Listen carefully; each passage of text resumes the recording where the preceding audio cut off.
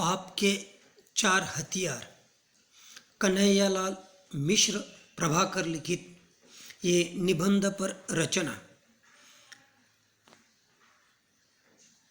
शुरुआत में हम लेखक का परिचय हम देखते हैं। कन्हैयालाल मिश्र जी का जन्म 26 सितंबर 1906 को उत्तर प्रदेश के देवबंद गांव में हुआ। आप हिंदी के कथाकार, निबंधकार, पत्रकार तथा स्वतंत्रता सेनानी थे। आपने पत्रकारिता में स्वतंत्रता के स्वर को ऊंचा उठाया। आपके निबंध भारतीय चिंतन धारा को प्रकट करते हैं। आपका संपूर्ण साहित्य मूलतः सामाजिक सरोकारों का शब्दांकन है। आपने साहित्य और पत्रकारिता को व्यक्ति और समाज के साथ जोड़ने का प्रयास किया है। आप भारत सरकार द्वारा पद्मश्री सम्मान से विभूषित है। आपकी भाषा सहज, सरल और मुहावरेदार है, जो कथ्य को दृश्यमान और सजीव बना देती है। तत्सम शब्दों का प्रयोग भारतीय चिंतन मनन को अधिक प्रभावशाली बनाता है। आपका निधन 1905 में हुआ। तो कन्हैयालाल मिश्र जी अर्थात प्रभाकर उनका ये उपनाम है। उत्तर प्रदेश के सहारनपुर जिले के देवबंद गांव में उनका 26 सितंबर 1906 में उनका जन्म हुआ। उन्होंने हिंदी साहित्य में कई रूप में वह परिचित है। कहानी संग्रह हो, निबंध संग्रह हो, संस्मरण तथा रेखाचित्र हो, या कथाकार के रूप में, एक पत्रकार के रूप में, और देश के आज़ादी प्राप्त करने के लिए उन्होंने अपना योगदान दिया है। जहाँ तक निबंध विधा का प्रकार आता है तो निबंध भारतीय चिंतन धारा को इनके निबंध प्रकट करते हैं। यानी कि चिंतन से तात्पर्य यानी उन्होंने जो निबंध लिखे हैं वह निबंध मनुष्य को चिंतन मनन विचार करने के लिए विवश करते हैं। और ऐसे ये साहित्यकार अपने आप में एक महान है, जिन्होंने साहित्य और पत्रकारिता को व्यक्ति और समाज के साथ जोड़ने का महत्वपूर्ण प्रयास किया है। वैसे देखा जाए तो प्रभाकर जी को कई ऐसे सम्मान से नवाजा गया है, विभूषित किया गया है, लेकिन सबसे सर्वश्रेष्ठ सम्मान भारत सरकार द्वारा उनको पद्मश्री से विभूषित या नवाजा गया है। उनकी जो भाषा है सहज है और मुहावरेदार है। जो कथ्य है, जो कथन है, उस कथन को वह दृश्य स्वरूप रूप में और सजीव रूप में साकार करने में सफल होती नजर आती है। तत्सम शब्दों का प्रयोग, तत्सम यानी संस्कृत शब्दों का प्रयोग करके भारतीय चिंतन मनन को उन्होंने अधिक प्रभावशाली बनाया हुआ है। और ऐसे इस महान साहित्यकार का निधन 1995 में हुआ। उनकी प्रमुख रचनाएं धरती के फूल कहानी संग्रह, जिंदगी मुस्कुराई बाजे पायलिया के घुंघरू, जिंदगी लहलहाई, महके आंगन चहके द्वार निबंध संग्रह, दीप जले शंख बजे, माटी हो गई सोना, संस्मरण एवं रेखाचित्र आदि। तो साधारणतः उनके विविध ये प्रमुख रचनाएं के रूप में आती है। और जहाँ तक ये जो विधा है निबंध विधा, तो यहाँ पर जो उनकी कई प्रकार के निबंध संग्रह आते हैं। जिंदगी मुस्कुराई बाजे पायलिया के घुंघरू, जिंदगी लहलाई मह के आंगन चह के द्वार। तो जहाँ तक पाप के चार हथियार, ये जो निबंध है वह निबंध उन्होंने बाजे पायलिया के घुंघरू निबंध संग्रह से लिया है।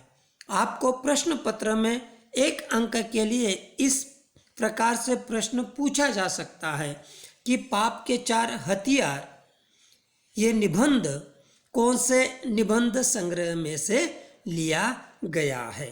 तो सही उत्तर है बाजे पायलिया के घुंघरू। तो इस प्रकार से आपको 1 अंक के लिए प्रश्न कृतियों के ऊपर पूछा जा सकता है। आगे विधा परिचय। निबंध का अर्थ है विचारों को भाषा में व्यवस्थित रूप से बांधना। हिंदी साहित्य शास्त्र में निबंधों को गद्य की कसौटी माना गया है। निबंध विधा में जो पारंगत है वह गद्य की अन्य विधाओं को सहजता से लिख सकता है।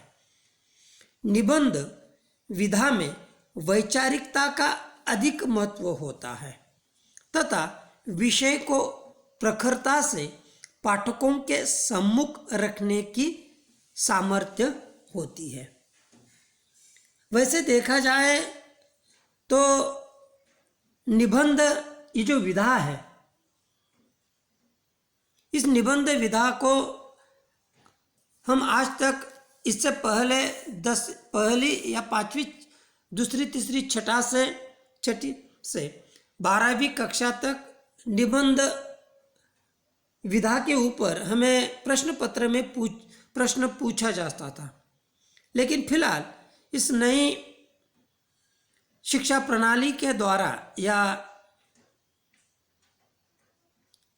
अभ्यासक्रम में फिलहाल हमें निबंध की कटौती की गई है।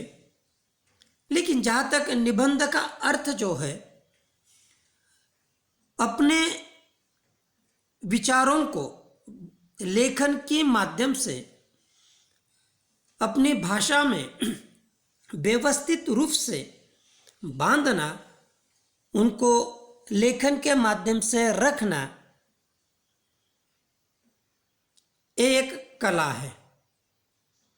और इसीलिए हिंदी साहित्य शास्त्र में निबंध को एक गद्य की कसौटी माना गया है, मानो एक प्रकार से परीक्षा माना गया है, परीक्षा मानी गई है।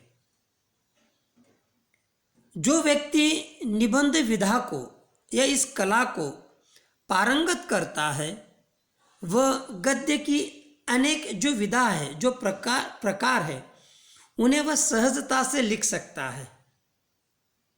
और इसीलिए निबंध विधा में वैचारिकता से तात्पर्य यानी उच्च विचार चिंतन मनन करके उन विचारों को लेखन के माध्यम से लिखना, तो वैचारिकता का अधिक महत्व है। और विषय को प्रखरता से पाठकों के सामने रखना की मानो एक सामर्थ्य है। तो इस तरह से इस विधा का हमारे सामने परिचय आता है। पाठ परिचय यदि हम देखते हैं तो प्रत्येक युग में विचारकों, दार्शनिकों, संत, महापुरुषों ने पाप, अपराध, दुष्कर्मों से मानव जाति को मुक्ति दिलाने का प्रयास किया। परंतु विडंबना यह है कि आज भी विश्व में अन्याय, अत्याचार, भ्रष्टाचार, पाप और दुष्कर्मों का बोलबाला है और मनुष्य जाने अनजाने इन्हीं का समर्थक बना हुआ है। समाज संतों महापुरुषों की जयंतियाँ मनाता है, जय जयकार करता है, उनके स्मारकों का निर्माण करवाता है, परंतु उनके विचारों को आचरण में नहीं उतारता। ऐसा क्यों होता है? लेखक ने अपने चिंतन के आधार पर इस प्रश्न का उत्तर खोजने का प्रयास प्रस्तुत निबंध में अपनी लेखनी के माध्यम से किया है। वैसे देखा जाए तो जो पाठ का जो उद्देश्य है, उस उद्देश्य को हमें भली भांति समझना चाहिए। तो प्रत्येक युग में विचारक, दार्शनिक, संत महापुरुषों का निर्माण हुआ है। जहाँ तक बात आती है, इन महापुरुषों के द्वारा हमें जहाँ तक अवतार की बात यदि हम लेते हैं, ऐसा माना जाता है कि भगवान श्री कृष्ण का या भगवान श्री राम जी का जहाँ जहाँ इस समाज में अन्याय और अत्याचार हुआ, तो उन्होंने एक व्यक्ति के रूप में इस अन्याय अत्याचार को दूर करने के लिए जन्म लिया। जहाँ तक संतों की बात आती है, ऐसे कई महान संतों का निर्माण हुआ है। उदाहरण के तौर पर संत कबीर जी, संत तुकाराम, संत चोखोबा, संत नामदेव, ऐसे कई महापुरुषों संतों का जन्म हुआ है इस धरती पर। और उन्होंने अपने इस संत परंपरा के द्वारा इस समाज में जो भी पाप, अपराध, दुष्कर्म, अन्याय, अत्याचार हुआ है, उन्होंने अपने इस परंपरा के द्वारा उन्होंने आवाज़ उठाने का प्रयास किया है। वैसे ही महापुरुषों ने जन्म लिया है। राजा राम मोहन राय, स्वामी विवेकानंद जी, ऐसे कई महापुरुषों ने यहाँ पर जन्म लेकर, कई ऐसे संत महापुरुषों का हम नाम ले सकते हैं, तो उन्होंने समय समय पर अपने समय में जो समाज में व्याप्त जो भी अन्याय, अत्याचार, भ्रष्टाचार, पाप, दुष्कर्म दिखाई दिया, तो उन्होंने समाज को इसके खिलाफ आवाज़ उठाने का प्रयास किया। और स्वाभाविक यहाँ पर हमें ये इस बात का द्वारा उन्होंने इस निबंध में प्रस्तुत करने का प्रयास किया है। जहाँ तक बात आती है, हर युग में, हर समाज में ऐसे दार्शनिक, विचारक, संत महापुरुषों का निर्माण हुआ है, लेकिन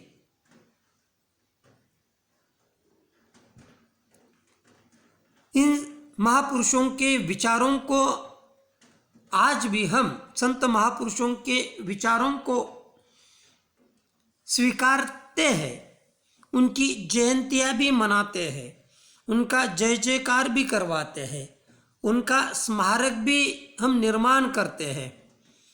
परंतु एक विडंबना ये है कि इन संत महापुरुषों के जयंतियाँ, उनके विचारों को आज हम असल में अपने आचरण में, अपने व्यवहार में मनुष्य नहीं उतार पाता है। कहने के लिए वह इन संतों महापुरुषों का गुणगान गाता है, जयंतियाँ मनाता है, लोगों से इन संतों महापुरुषों के विचार प्रकट करवाता है और उस प्रकार की सीख स्वयं अनुभव करने के लिए भी वह कहते हैं या करता है। लेकिन आज भी ये बात सामने आती है विडंबना के तौर पर, इन संतों महापुरुषों के विचारों को हम अपने व्यवहार में नहीं उतार पाते। तो लेखक प्रभाकर जी इस प्रश्न को लेकर चिंतन के तौर पर अपने लेखनी के माध्यम से इस प्रश्न का उत्तर खोजने का प्रयास करते हैं कि लेखक ने अपने इस चिंतन यानी मनन विचार के आधार पर इस प्रश्न का उत्तर खोजने का इस निबंध विधा के माध्यम से उन्होंने प्रयास किया है। शुरुआत करते हैं इस पाप के 4 हथियार इस निबंध पर विधा के पहले वीडियो के इस भाग में। लेखक ने इस निबंध की शुरुआत करते समय उन्होंने शुरुआती तौर पर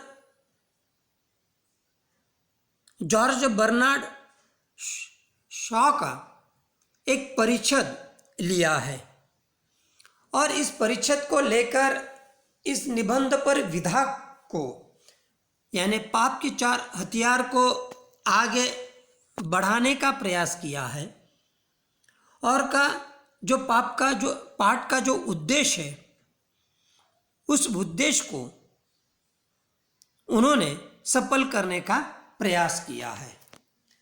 पहला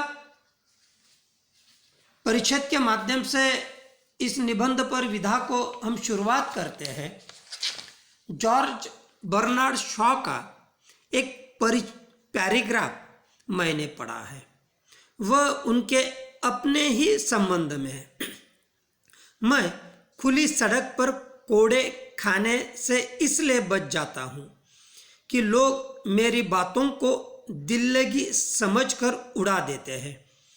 बात यूं है कि मेरे एक शब्द पर भी वे गौर करें तो समाज का ढांचा डगमगा उठे। जॉर्ज बर्नार्ड शॉ एक आयरलैंड में इनका जन्म हुआ। जॉर्ज बर्नार्ड शॉ का जन्म 26 जुलाई 1856 को आयरलैंड में हुआ। इनको साहित्य का सबसे सर्वश्रेष्ठ पुरस्कार नोबेल पुरस्कार से नवाजा गया है या उन्हें प्राप्त हुआ है। शॉ महान नाटककार, कुशल राजनीतिज्ञ तथा समीक्षक रह चुके हैं। Pygmalion, Doctor's Dilemma, Man and Superman, Caesar and Cleopatra George Bernard Shaw के प्रसिद्ध नाटक है और इस महान नाटककार के रूप में उन्होंने समाज में अपने लेखनी के माध्यम से जो भी अन्याय, अत्याचार, दुष्कर्म, पाप, भ्रष्टाचार दिखाई दे रहा था, तो अपने लेखनी के माध्यम से उन्होंने हर एक समय आवाज उठाने का प्रयास किया। और वैसे ही उन्होंने स्वयं अपने ही संबंध में लिखा है कि मैं एक खुली सड़क पर कोड़े खाने से इसलिए बच जाता हूं कि लोग मेरी बातों को दिल्लगी समझकर उड़ा देते हैं।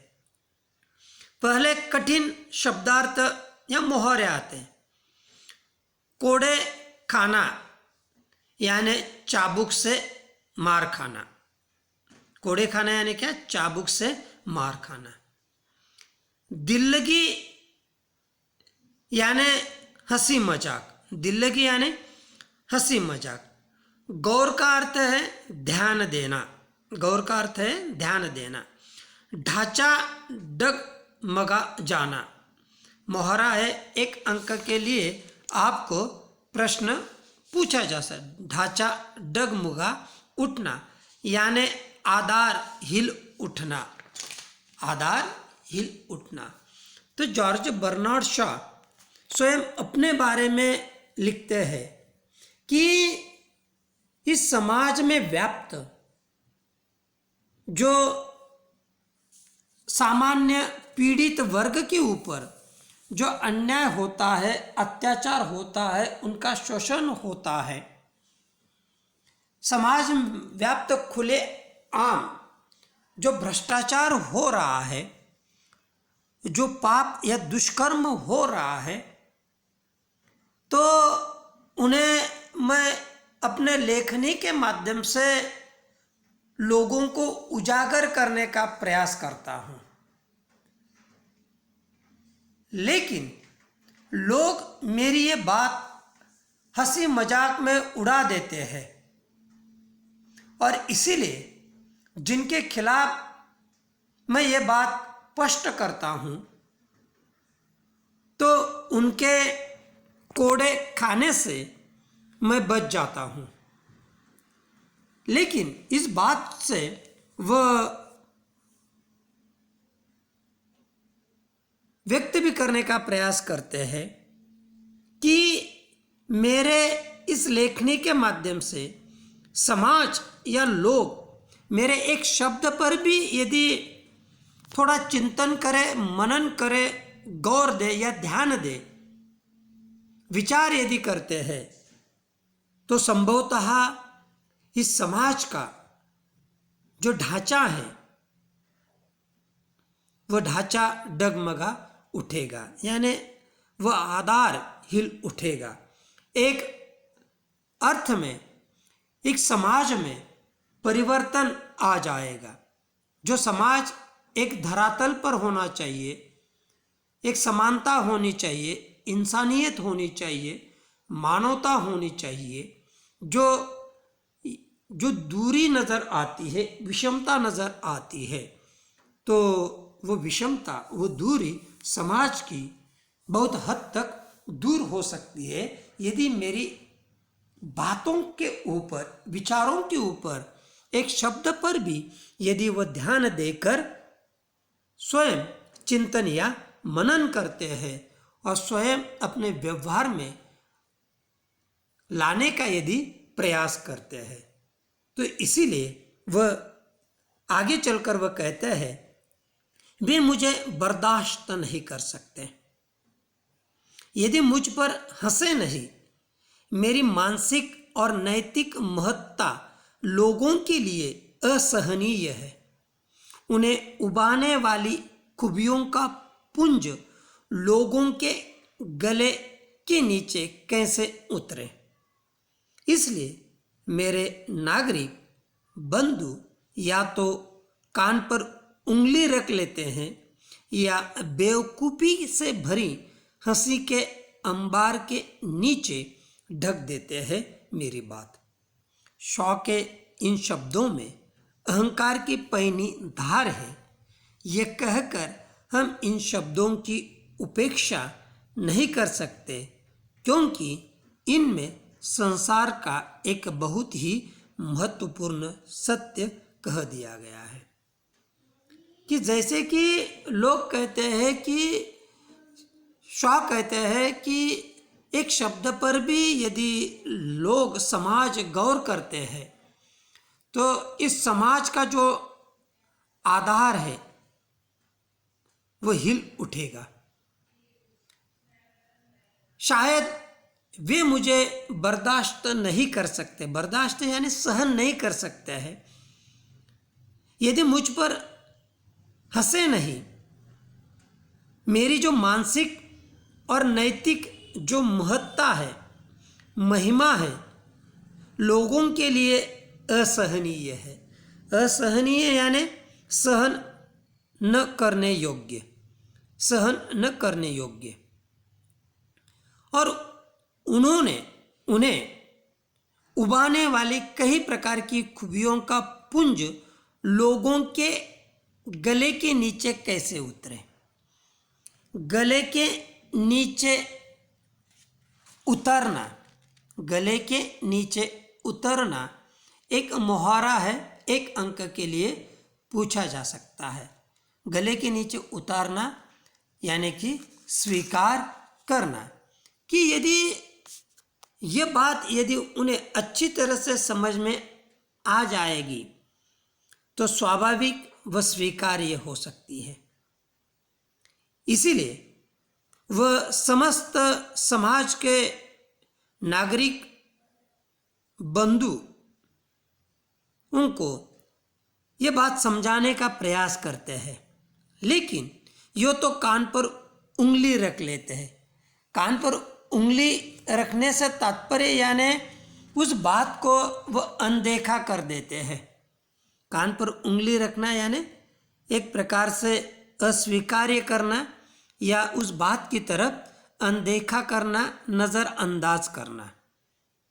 या शॉ कहते हैं एक के नीचे उतर नहीं सकती है, या उस बात को अनदेखा करते हैं, नज़रअंदाज कर देते हैं, या स्वयं मुझे मूर्ख समझकर मेरी बात को हंसी में टाल देते हैं, अंबार के नीचे ढक देते हैं उनकी बात।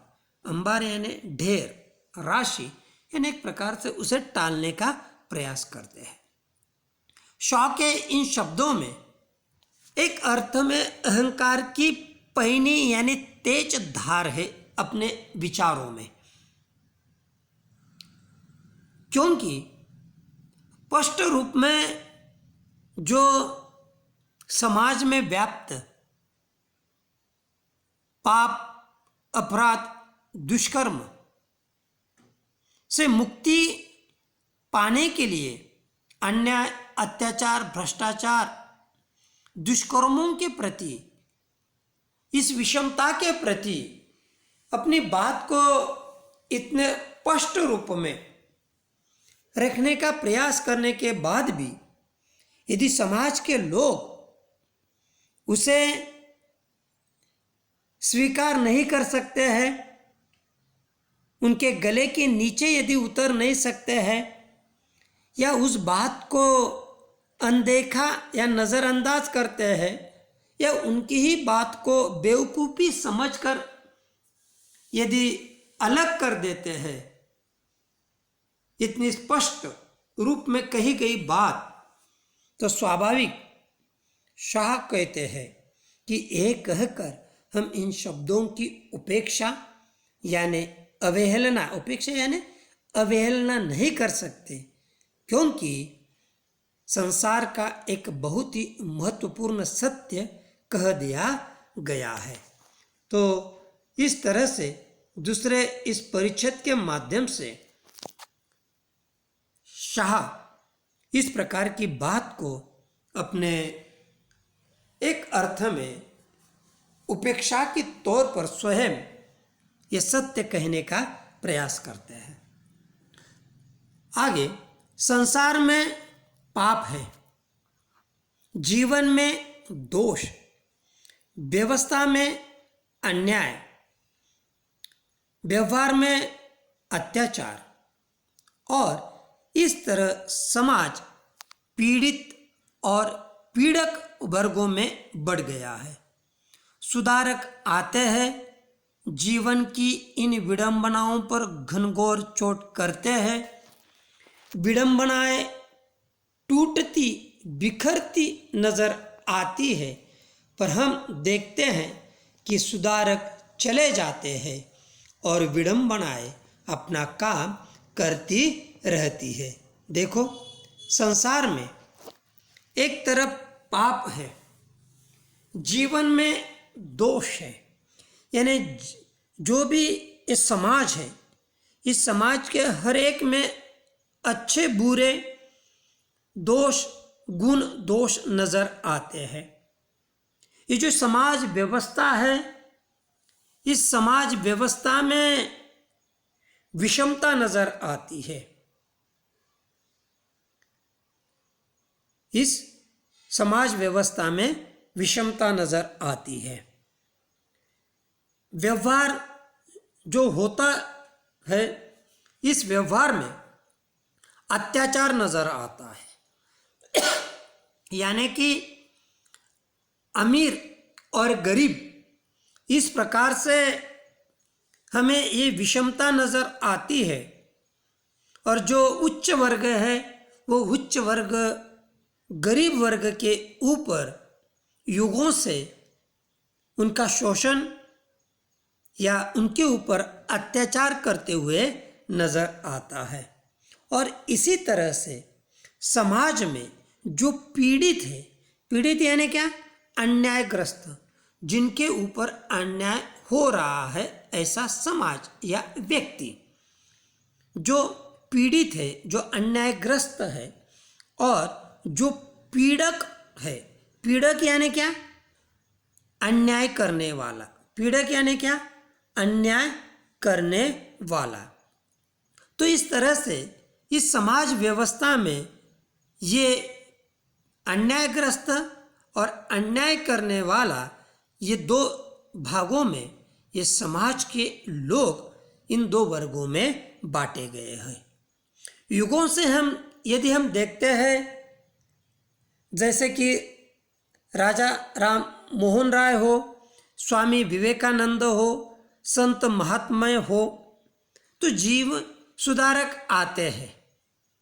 जीवन की इन विडंबनाओं पर उनके द्वारा घनघोर चोट करते हैं। विडंबना का अर्थ मैंने कहा उपहास या दुर्भाग्य। घनघोर यानी प्रचंड, चोट करना यानी प्रहार करना। तो अपने लेखनी के माध्यम से या अपने विचारों के माध्यम से उन्होंने इस समाज में जो भी उन्हें पाप नजर आया, जीवन के प्रति किसी के दोष नजर आए, तो हमें अन्याय, अत्याचार, भ्रष्टाचार जहाँ जहाँ दिखाई दिया, तो स्वाभाविक उन्होंने इनके खिलाफ आवाज उठाए। वर्तमान समय का यदि हम उदाहरण लेते हैं कि अन्ना हजारे जी ने भी जो शासन प्रणाली के द्वारा जो भी शासन आए, उनके मद्देनज़र जो भी नेता हो, जो अलग अलग विभागों में काम करने वाले अधिकारी वर्ग हो, कर्मचारी वर्ग हो, इनके खिलाफ उन्होंने आवाज़ उठाया है। तो ऐसे सदियों से, युगों से ये जो दूरी है, ये जो दुष्कर्म भरे लोग तैयार होते हैं, तो उनके खिलाफ आवाज उठाया जाता है। लेकिन शाह कहते हैं, जॉर्ज बर्नार्ड शाह, कि विडंबना यह है, कि दुर्भाग्य यह है कि ये टूटती बिखरती नजर आती है। हम देखते हैं कि सुधारक चले जाते हैं और विडंबनाएं अपना काम करती रहती है। तो साधारणतः विडंबना स्वाभाविक नजर आती है। तो फिलहाल आज के इस वीडियो में आज यहाँ तक हम देखते हैं। अगले यानी दूसरी वीडियो में हम आगे कन्हैयालाल मिश्र अर्थात प्रभाकर जी के पाप के 4 हथियार, इस रचना को आगे कंटिन्यू कर दे। ओके।